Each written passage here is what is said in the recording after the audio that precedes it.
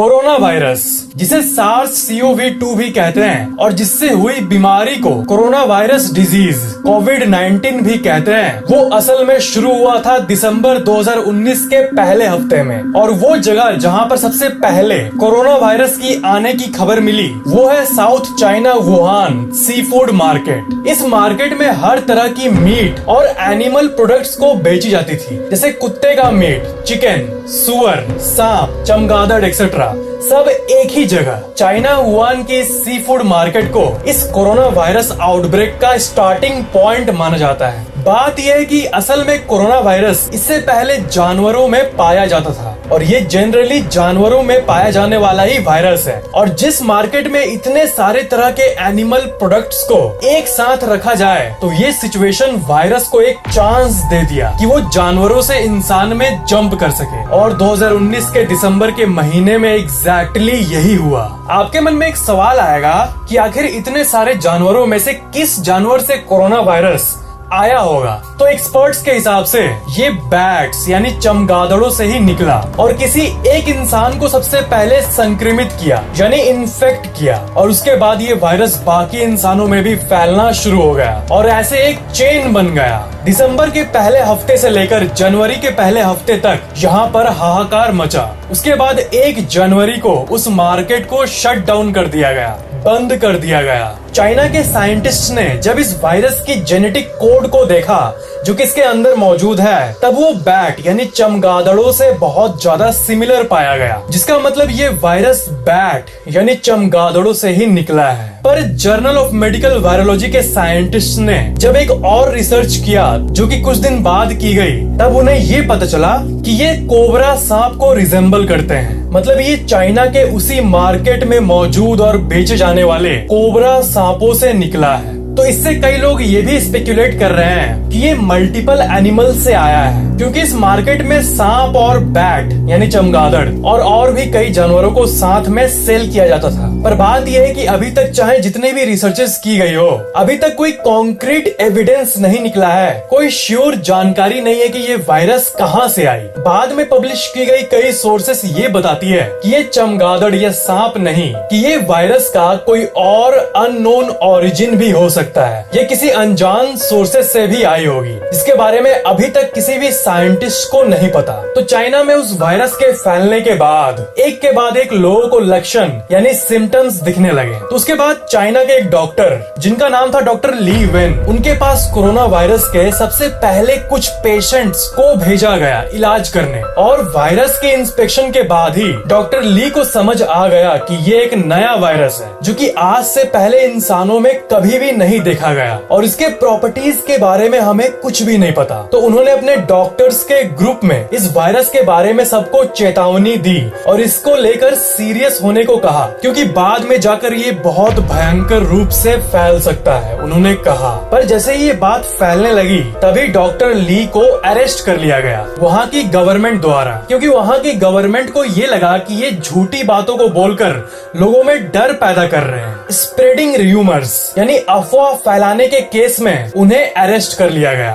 पर उनके अरेस्ट होने के कुछ दिनों बाद जो होता है वो इतिहास के पन्नों में नोट किया जाने वाला था। पहले कुछ गिने चुने मरीज थे कोरोना वायरस के, पर उनको अरेस्ट करने के बाद बहुत ही तेजी से पूरे वुहान शहर में हजारों की संख्या में लोग इन्फेक्टेड होने लगे। और यहाँ तक डॉक्टर ली वेन, जिन्होंने कोरोना वायरस के बारे में सबसे पहले बताया था, उनको भी कोरोना वायरस इन्फेक्ट कर दिया और 7 फरवरी 2020 को अनफॉर्चुनेटली उनकी मौत हो गई। अगर वहाँ की गवर्नमेंट डॉक्टर ली वेन को सीरियसली लेती और उन्हें अपना काम करने देती तो शायद ये वायरस उतना नहीं फैलता। पर वुहान चाइना से बाहर निकलकर वो वायरस बाकी देशों में भी पहुंच गया और जनवरी 2020 के बाद फरवरी मार्च इन महीनों में इनके केसेस और भी बढ़ गए और आखिरकार मार्च 11, 2020 को WHO यानी वर्ल्ड हेल्थ ऑर्गेनाइजेशन ने इसे ऑफिशियली ग्लोबल पैंडेमिक यानी महामारी घोषित कर दिया। और WHO के वेबसाइट पे रेफरेंस्ड आर्कजिस के कोविड-19 की सिचुएशन डैशबोर्ड को अगर हम लोग देखें तो आप यहाँ देख सकते हो कि लगभग 3 लाख लोग इससे इन्फेक्टेड हुए हैं और अभी तक लगभग 13,000 की डेथ हो गई है। और अगर worldometers.info के डैशबोर्ड को देखें तो पूरे विश्व भर में अभी तक लगभग 1 लाख लोग रिकवर भी हुए हैं, यानी ठीक भी हुए हैं। तो अब आपके मन में एक सवाल आएगा कि कोरोना वायरस होने के सिम्टम्स यानी लक्षण क्या है और क्या हमें घबराने की जरूरत है? तो उन सिम्टम्स को आप इस डैशबोर्ड में देख सकते हो। 87% केसेस में फीवर हुआ है और 67% में ड्राई कफ हुआ है और बाकी चीजों को भी आप देख सकते हो। और यहाँ पर सबसे मेन बात ये है ना कि इसका मतलब ये नहीं कि अगर आपको बुखार है तो आपको कोरोना वायरस है, या फिर अगर आपको ड्राई कफ है तो आपको कोरोना वायरस ही है। सब खांसी कोरोना वायरस से रिलेटेड नहीं होती है, इसलिए बिना मतलब के डरने की कोई जरूरत नहीं है। पर अगर आपको ऐसा अंदर से लगता है कि आपकी सिचुएशन बहुत ही ज्यादा खराब है, वो आपको फील हो ही जाएगा और आप सह नहीं पा रहे हो,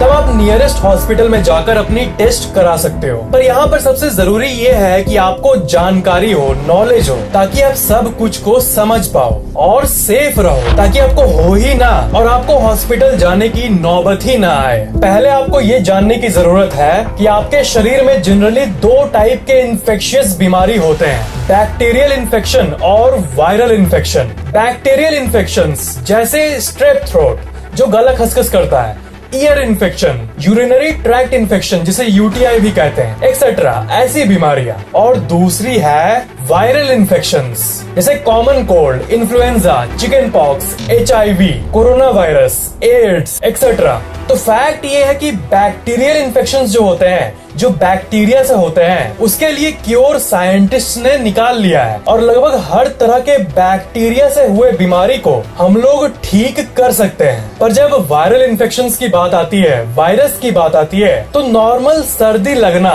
कॉमन कोल्ड जो होता है ना, उसका भी यहाँ तक साइंस ने कोई क्योर आज तक नहीं निकाल पाया है, क्योंकि वो वायरल इन्फेक्शन है और इसका कोई क्योर नहीं होता है। चाहे वो कोरोना वायरस हो, चाहे वो डेंगू हो, चाहे वो कॉमन सर्दी हो, किसी को भी हम लोग क्योर नहीं कर सकते हैं, सिर्फ ट्रीटमेंट कर सकते हैं। ट्रीटमेंट, क्योर का मतलब होता है तीर चलाकर उस बाहरी एजेंट को मार देना जो कि आपके शरीर में गया है और जिससे हम लोग ठीक हो सकते हैं 100%। इसे क्योर होना कहते हैं। और ट्रीटमेंट अलग चीज होती है, ट्रीटमेंट क्योर नहीं होता। ट्रीटमेंट मतलब सिर्फ ऐसी थोड़ी मोड़ी चीजों को करना, सिचुएशंस में आपको रखना जिससे वायरस बॉडी से बाहर आने की चांसेस बढ़ सके। बैक्टीरिया से हुए बीमारी को एंटीबायोटिक्स के जरिए डॉक्टर्स क्योर करते हैं। एंटीबायोटिक बैक्टीरिया को मार सकते हैं पर वायरस को नहीं। पर कोरोना वायरस कोविड-19 में अलग बात यह है कि कोई भी ट्रीटमेंट भी इसमें काम नहीं कर पा रहा है। इसका कोई भी इफेक्टिव ट्रीटमेंट नहीं है अभी तक।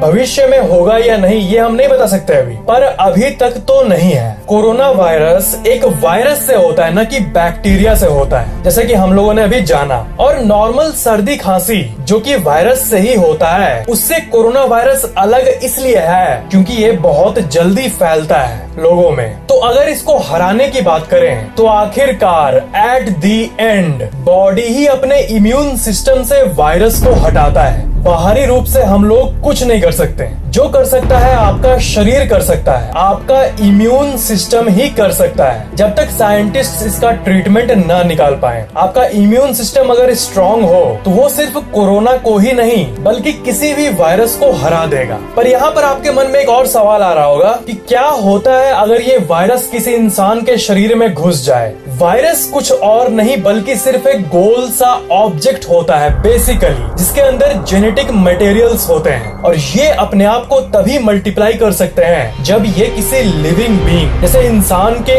अंदर जाए। वायरस निर्जीव चीजों जैसे प्लास्टिक या मेटल ऐसी चीजों के थ्रू भी ट्रांसफर हो सकती है, पर बाहरी सरफेसेस में ये कुछ घंटों तक ही जिंदा रह पाती है। पर जब कोई वायरस को लिविंग होस्ट मिलता है, जैसे मान लो अगर किसी इंसान के लंग तक ये पहुंच जाए, तब ये अपने आप को मल्टीप्लाई करना शुरू कर देता है। आपके फेफड़ों में अरबों एपिथेलियल सेल्स होते हैं। तो कोरोना वायरस आपके मुंह या फिर आपके नाक के थ्रू एंटर करके आपके एपिथेलियल सेल्स में एक स्पेसिफिक रिसेप्टर से अटैच होकर अपने जेनेटिक मटेरियल को आपके सेल्स के अंदर इंजेक्ट कर देता है और वो सेल उस वायरस के जेनेटिक कोड को एग्जीक्यूट कर देता है और वो वायरस मल्टीप्लाई होने लगता है, फैलने लगता है सेल के अंदर ही। तो जब एक इंसान का सेल ये देखता है कि वायरस फैल रहे हैं, तब वो सेल क्रिटिकल कंडीशन में आ जाता है और अपने आप को सेल्फ डिस्ट्रक्ट कर देता है, अपने आप को मार देता है। फिर वो मल्टीप्लाइड वायरस बिना रुके बाकी सेल्स तक भी पहुंचने लगते हैं और फेफड़ों में मौजूद बाकी सेल्स भी मरने लगते हैं। कुछ दिनों बाद तक ही शरीर के करोड़ों सेल्स इन्फेक्ट हो जाते हैं और अरबों वायरसेस मल्टीप्लाइड हो जाते हैं। पर यहाँ पर सबसे मेन बात यह है और आपको जान लेना चाहिए कि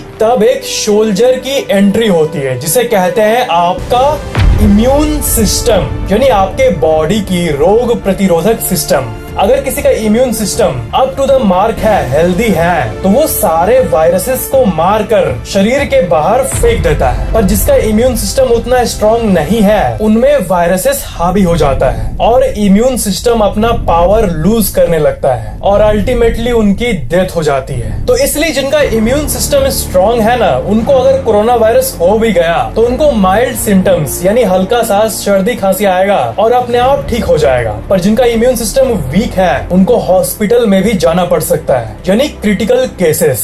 पर ज्यादातर केसेस में, मेजॉरिटी ऑफ द केसेस में पेशेंट्स ठीक हो जाते हैं और ज्यादातर लोग जो अभी तक कोरोना वायरस से मरे हैं, उनमें से ज्यादातर लोग ओल्ड एज्ड यानी बूढ़े लोग हैं, बुजुर्ग हैं। जैसा कि इस चार्ट में आप देख सकते हो, 30 साल की उम्र तक के लोगों में जिनको कोरोना होता है, उनमें से लगभग 0.2% लोगों की ही डेथ हुई है। यानी 30 साल की उम्र तक की अगर बात करें तो अगर 1000 लोग जो कि इन्फेक्ट हुए हैं, उनमें से 998 लोगों का इम्यून सिस्टम उन्हें ठीक कर देता है और 2 लोग ऐसे होते हैं जो कि मर जाते हैं। पर ओल्ड एज लोगों की बात करें, बुजुर्गों की बात करें, तो उनमें ये परसेंटेज ज्यादा है क्योंकि बुजुर्ग लोगों का इम्यून सिस्टम वीक होता है ऑब्वियसली। पर इसका मतलब ये नहीं कि हम यंग लोगों को सेफ्टी प्रिकॉशंस नहीं लेने होंगे। भले ही आपको ये लगे कि आपका इम्यून सिस्टम बहुत स्ट्रांग है, भले ही आप यंग हो, पर क्योंकि ये वायरस न्यू है, नोवेल है, तो जब तक साइंटिस्ट्स इसके कंफर्म्ड प्रॉपर्टीज को किसी रिसर्च में नहीं बता देते हैं और इस वायरस के बारे में सब कुछ नहीं जान लेते हैं, तब तक आप जितना सेफ्टी प्रिकॉशंस का पालन कर पाओ